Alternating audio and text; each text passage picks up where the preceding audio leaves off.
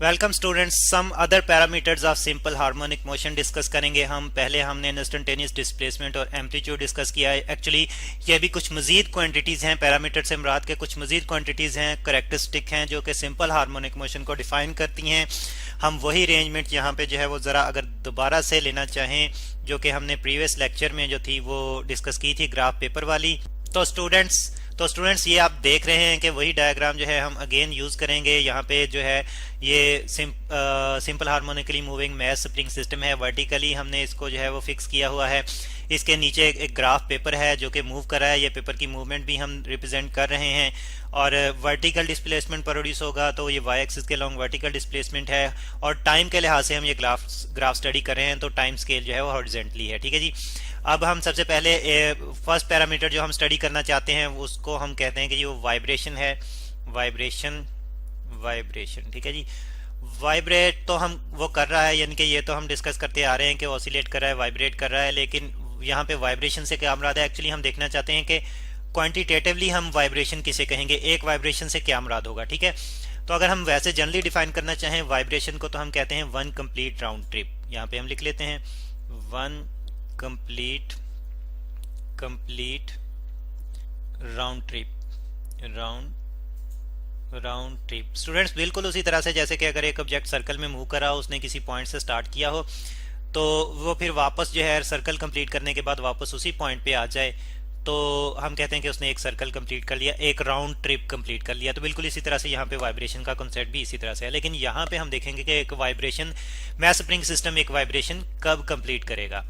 तो अगर हम कहें कि उसने जीरो से स्टार्ट किया तब हमारे पास पॉइंट ग्राफ पे आ रहा था ए। ठीक है जी। और फिर वो पहले मूव हुआ अपवर्ड एक्सट्रीम पोजीशन की तरफ, तब हमारे पास पॉइंट ग्राफ पे आया बी। ठीक है, और फिर वो अपवर्ड एक्सट्रीम पोजीशन से वापस मीन पोजीशन की तरफ आया तो हमारे पास ग्राफ पे मीन पोजीशन के लॉन्ग पॉइंट आया सी। ठीक है, अब मीन पोजीशन से वो डाउनवर्ड एक्सट्रीम पोजीशन की तरफ गया और हमारे पास ग्राफ पे पॉइंट जो आ रहा है वो डी है। ठीक है, और यहाँ से एक्सट्रीम डाउनवर्ड एक्सट्रीम पोजीशन से वो वापस मीन पोजीशन पे चला गया तो हमारे पास पॉइंट आ रहा है ई। अब जरा गौर करें कि उसने पहले अपर एक्सट्रीम पोजीशन जो है वो कवर की है 0 to x, और फिर लोअर एक्सट्रीम पोजीशन कवर की है 0 to y, और यहाँ से फिर वो वापस मीन पोजीशन पे चला गया जहाँ से उसने स्टार्ट किया था।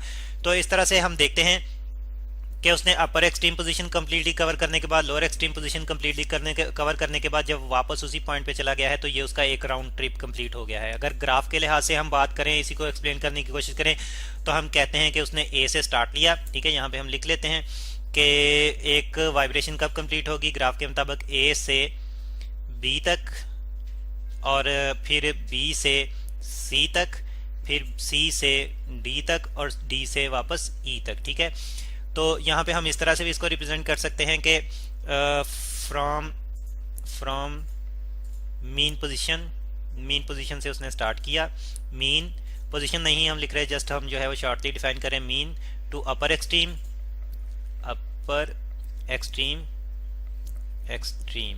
ठीक है जी, और फिर अपर एक्सट्रीम टू दोबारा मीन। ठीक है, वापस मीन पे आके फिर वो जाएगा लोअर एक्सट्रीम की तरफ। ठीक है जी, फिर लोअर एक्सट्रीम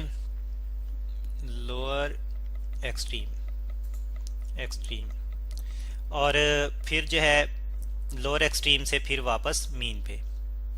तो स्टूडेंट्स ये एक राउंड ट्रिप उसने कंप्लीट कर लिया। अब नेक्स्ट मूवमेंट जब वो करेगा तो जो है वो दोबारा से यहीं से यानी कि मीन से जो है फिर दोबारा से जो है वो अपर की तरफ जाएगा। और देखें ये फिर इस तरह से सर्कल जो है वो चलता रहेगा, यानी कि एक वाइब्रेशन के बाद अगली वाइब्रेशन इसी तरह से प्रोड्यूस होती जाएगी। तो अगर हम एक्सट्रीम पोजीशन से ही स्टार्ट करवाएं उसे तो फिर हम कहेंगे कि इस एक्सट्रीम पोजीशन से स्टार्ट करके वापस इसी एक्सट्रीम पोजीशन तक आने में जब वो आ जाएगा तो वो एक राउंड ट्रिप कंप्लीट कर लेगा। तो एक्सट्रीम टू सेम एक्सट्रीम भी इसको हम डिफाइन कर सकते हैं, यानी कि वाइब्रेशन हम कहेंगे कि same extreme to same extreme जब वो जो है वो ट्रेवल कर लेगा तो एक वाइब्रेशन उसकी कंप्लीट हो जाएगी। तो स्टूडेंट्स ये तो है vibration one complete round trip. ठीक है, ग्राफ की मदद से भी हमने इसे एक्सप्लेन कर दिया। अब हम अगला पैरामीटर डिस्कस करेंगे और वो पैरामीटर क्या है जी? वो है टाइम पीरियड। हम मोशन जो है वो टाइम के लिहाज से स्टडी कर रहे हैं क्योंकि हॉरिजॉन्टल एक्सिस पे हमने जो है वो टाइम लिया भी हुआ है, टाइम पीरियड। ठीक है जी। तो अब स्टूडेंट्स अगर हम टाइम पीरियड को डिफाइन करना चाहें कि टाइम पीरियड जो है वो क्या है, तो यानी कि इस ऑसिलेटिंग मैस स्प्रिंग सिस्टम के लिए टाइम पीरियड जो है क्या होगा सिंपल हार्मोनिक मोशन के लिए, तो हम कहते हैं कि time to complete one vibration, यानी कि इसको हम डिफाइन करते हैं time to complete one vibration, time to complete one vibration. तो स्टूडेंट्स जैसे जैसे हम उसकी मोशन जो है वो स्टडी कर रहे हैं, साथ साथ हम टाइम भी मेजर करते जा रहे हैं, ठीक है जी। उसी टाइम को हम हॉरिजॉन्टल स्केल पे रिप्रेजेंट भी करते जा रहे हैं, ठीक है। तो आप देखें कि अगर एक वाइब्रेशन वो ए से लेकर ई तक जो है वो कवर करता है, और उस दौरान में जो हमने टाइम नोट किया वो हॉरिजॉन्टल स्केल पे हमारे पास यहाँ से यहाँ तक जो है उसकी वैल्यू आती है, तो इसको हम कहेंगे उसका एक टाइम पीरियड। देखें फिर अगली वाइब्रेशन जो करेगा वो इतने ही टाइम में अगली वाइब्रेशन भी कंप्लीट करेगा, उससे अगली वाइब्रेशन भी इतने ही टाइम में कंप्लीट करेगा। तो इसलिए टाइम पीरियड जो है एक वाइब्रेशन में, यानी कि हर एक वाइब्रेशन के लिए टाइम जो है वो फिक्स रहेगा, कांस्टेंट रहेगा। तो इसी चीज को हम कहते हैं टाइम पीरियड, ठीक है। तो जब भी वाइब्रेशन वो रिपीट करेगा, अपनी एक वाइब्रेशन रिपीट करता जाएगा, तो इक्वल इंटरवल्स में रिपीट करता जाएगा। तो इसलिए हम जो है वो कहते हैं कि एक फिक्स टाइम पीरियड है, एक कांस्टेंट जो है वो टाइम है, ठीक है। इसको हम कैपिटल टी से रिप्रेजेंट करते हैं, ठीक है। और अब स्टूडेंट्स अगर हम मैथ स्प्रिंग सिस्टम का टाइम पीरियड कैलकुलेट करना चाहें तो उसका फार्मूला हमारे पास होता है, ये नेक्स्ट जो है हम इसकी डिटेल में कैलकुलेशन करेंगे। जस्ट यहाँ पे मैं फार्मूला लिख रहा हूँ, वो हमारे पास होता है 2 pi into square root of m over k, ठीक है जी स्टूडेंट्स। इस फार्मूले से हम जो है मैथ स्प्रिंग सिस्टम का टाइम पीरियड कैलकुलेट कर सकते हैं। m जो है उसका मैथ है और k जो है ये स्प्रिंग कांस्टेंट है। अब हम बात करेंगे फ्रीक्वेंसी की नेक्स्ट, यानी कि पैरामीटर हमारे पास क्या है जी, फ्रीक्वेंसी। हमने देखा कि वो एक वाइब्रेशन कंप्लीट करने के बाद रुक नहीं जाता, अगर एनर्जी का लॉस ना हो रहा हो तो वो रुकेगा नहीं, बल्कि मजीद वाइब्रेशन जो है वो कंटिन्यू करेगा। फ्रीक्वेंसी FREQUENCY फ्रीक्वेंसी, ठीक है। तो अब मजीद वाइब्रेशन करेगा, फिर जो है हम एक फिक्स टाइम के लिए नंबर ऑफ वाइब्रेशन अगर देखें तो वही एक्चुअली वही जो है वो फ्रीक्वेंसी को डिफाइन करता है। यही पैरामीटर फ्रीक्वेंसी को डिफाइन करता है। क्या? Number of vibrations. यहाँ पे हम लिख लेते हैं number of vibrations, number of vibrations. हम कहेंगे कि टाइम के लिहाज से हम लेंगे वाइब्रेशंस, ठीक है जी।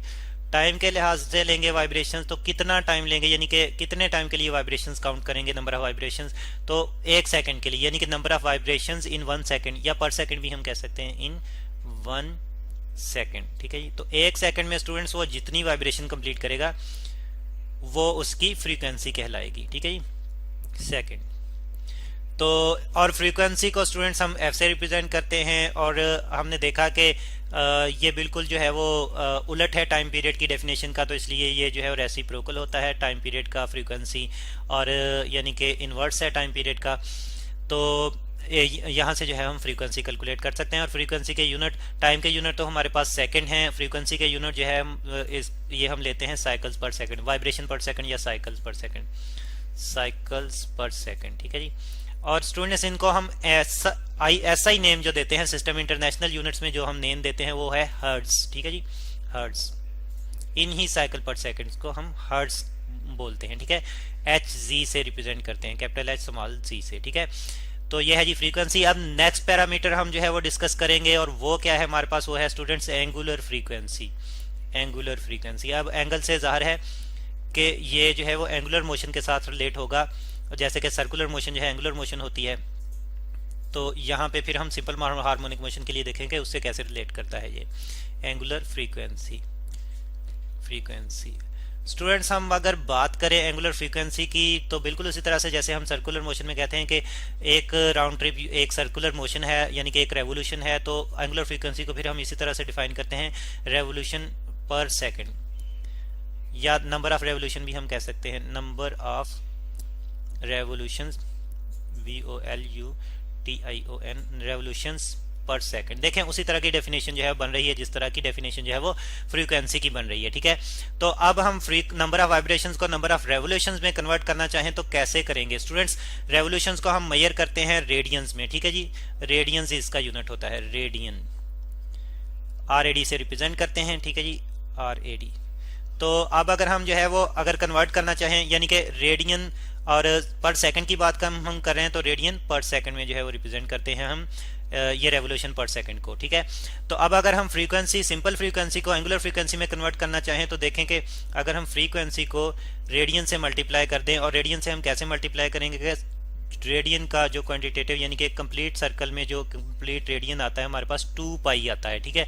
तो इस तरह से सिंपल फ्रीक्वेंसी को 2 पाई से मल्टीप्लाई कर दे तो ये अब ये साइकिल्स पर सेकंड की जगह रेडियन पर सेकंड में कन्वर्ट हो जाएगी। तो ये हमारे पास एंगुलर फ्रीक्वेंसी आ जाएगी और इसको अब हम रिप्रेजेंट करेंगे ओमेगा से। और स्टूडेंट्स देखें कि फ्रीक्वेंसी जो है जो कि रेसिप्रोकल इन्वर्स है टाइम पीरियड का, तो इसलिए फ्रीक्वेंसी की जगह हम रिप्लेस कर सकते हैं टाइम पीरियड को।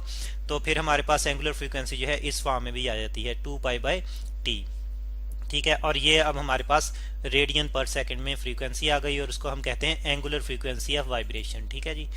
Angular frequency of vibration, just normal frequency को हम जो है वो 2 पाई से मल्टीप्लाई कर देते हैं तो हमें एंगुलर फ्रीक्वेंसी मिल जाती है। तो स्टूडेंट्स ये थे कुछ पैरामीटर्स जो कि सिंपल हार्मोनिक मोशन को जो है वो डिस्क्राइब करते हैं।